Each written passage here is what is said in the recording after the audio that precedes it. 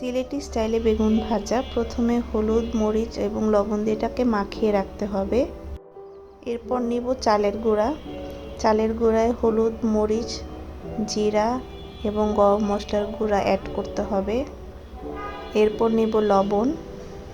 তারপরে পানিতে পান্ড করে মিশিয়ে নিতে হবে। ব্যাটারটা এরকম কনসিস্টেন্সি হবে।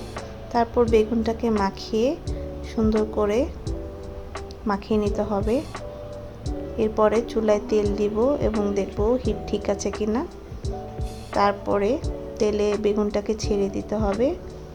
বেগুনটাকে আস্তে লো মিডিয়াম ফ্লেমে ভাজতে হবে যেন বেগুনটা সুন্দর করে ভাজা হয়।